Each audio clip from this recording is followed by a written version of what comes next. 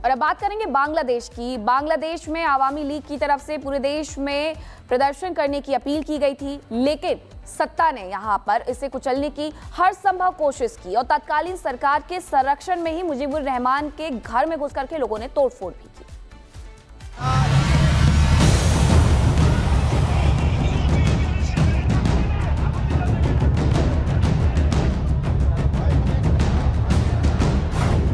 बांग्लादेश में फिर बढ़ रहा विवाद। प्रदर्शनकारियों ने मुजीब का घर तोड़ा। बांग्लादेश के ताजा हालात जो किसी भी परिचय के मोहताज नहीं हैं, क्योंकि हर दिन वहां से आ रही तस्वीर बांग्लादेश के ताजा हालातों से आपका परिचय करवाने के लिए पर्याप्त है। अगर आप इतिहास के पन्ने में झांक कर देखेंगे तो वहां से लेकर यहां आज तक बांग्लादेश में मुजीब और उनके परिवार के साथ हमेशा आपको नाइंसाफी ही नजर आएगी। और एक बार फिर बांग्लादेश से कुछ ऐसी ही तस्वीर सामने आई। दरअसल ये बांग्लादेश के संस्थापक कहे जाने वाले मुजीबुर रहमान का आवास है, जिसे प्रदर्शनकारी तोड़ रहे हैं, अपनी हिंसा का केंद्र बिंदु बना रहे हैं। दरअसल बांग्लादेश में आवामी लीग ने आज के दिन देश भर में प्रदर्शन का ऐलान किया था, जिसके बाद आवामी लीग के कार्यकर्ताओं की गिरफ्तारी का सिलसिला शुरू हुआ। कार्यकर्ताओं के घरों को तोड़ा जाने लगा, सड़कों पर आगजनी शुरू हो गई और तो और शेख हसीना के दिवंगत पिता मुजीबुर रहमान के धनमंडी आवास पर तोड़फोड़ शुरू कर दी गई। खैर, ये बांग्लादेश के लिए कोई नई तस्वीर नहीं।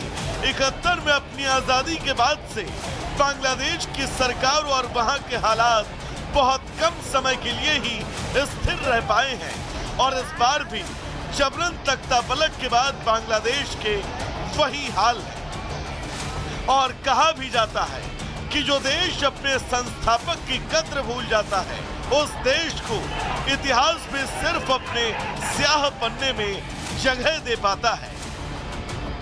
Bureau report, Republic Bharat.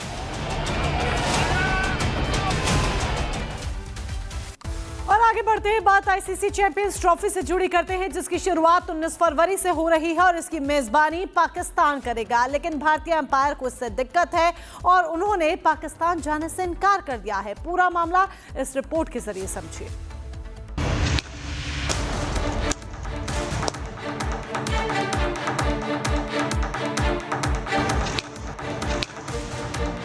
उन्नीस फरवरी से शुरू होने जा रही चैंपियंस ट्रॉफी की मेजबानी पाकिस्तान और दुबई मिलकर करेंगे। सुरक्षा कारणों के चलते भारत सरकार ने टीम इंडिया को पाकिस्तान जाने की इजाजत नहीं दी है।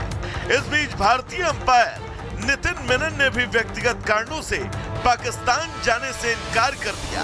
दरअसल आईसीसी चैंपियंस ट्रॉफी के लिए अंपायरों की लिस्ट में नितिन मेनन का नाम था, लेकिन इस भारतीय अंपायर ने पाकिस्तान नहीं जाने का फैसला किया।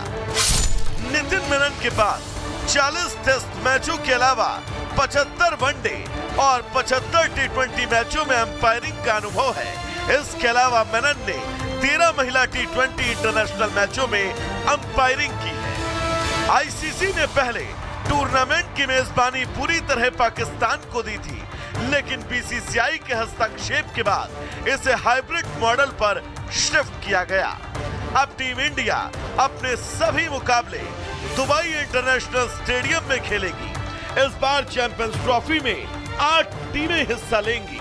Bharat, Pakistan, England, Australia, South Africa, New Zealand, Bangladesh और अफगानिस्तान। टूर्नामेंट में 2 ग्रुप बनाए गए हैं। Group A Bharat, Pakistan, New Zealand, Bangladesh और group B South Africa, Australia, Afghanistan और इंग्लैंड। केवल भारत से भिड़ने वाली टीमें ही दुबई में खेलेंगी, बाकी दूसरे मुकाबले पाकिस्तान में ही होंगे। चैंपियंस ट्रॉफी में भारतीय अंपायर का जाने से मना करना पाकिस्तान क्रिकेट बोर्ड के ऊपर एक करारा तमाचा है। Bureau report, Republic Bharat.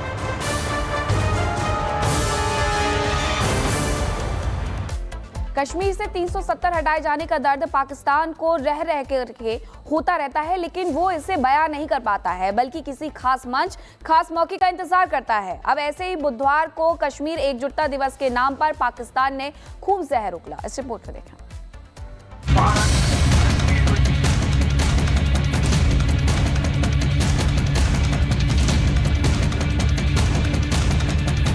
Jammu Kashmir पर पाकिस्तान के मन का मैल रह रहकर उसकी जुबान से जहर बनकर निकलता रहता है। फर्क सिर्फ इतना है कि अपने लोगों के सामने वो पूरी बेशर्मी से भारत सरकार को कश्मीर का दुश्मन बताता है, लेकिन बात जब अंतर्राष्ट्रीय या फिर किसी राजनीतिक मंच पर होती है तो वही जुबान मीठे अल्फाज छलकाने लगती है।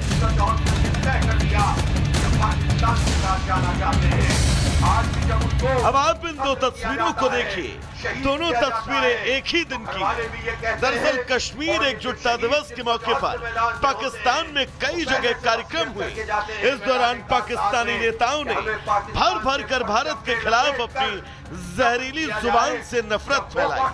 पहली तस्वीर में जमात इस्लामी पाकिस्तान के प्रमुख हाफिज नईम उर्फ रहमान, जिसने लाहौर में एक रैली को संबोधित करते हुए कश्मीरियों को लेकर हमदर्दी जताई और पाकिस्तानियों को भारत के खिलाफ खूब भड़काया। ये पाकिस्तान की तकमील का मुकदमा है और उसका अधूरा एजेंडा है। इस वक्त भारत कश्मीर में जो कुछ कर रहा है, 1 लाख से ज्यादा लोगों को उसने शहीद किया है, लाखों लोगों को माजूर किया है, माओ बहनों की इज्जतों को पामाल किया है। हजारों लोग इस वक्त भी जेलों में मौजूद हैं। कश्मीर की हुर्रियत के बड़े बड़े रहनुमा इस वक्त जेलों में मौजूद हैं। कितनी जमातें हैं जिनको उसने बैन किया हुआ है। तो सुना आपने, खुले मंच पर जनता के मन जहर भरना हो तो पाकिस्तान के झूठ का दायरा कितना बड़ा हो जाता है और जुबान कितनी कड़वी।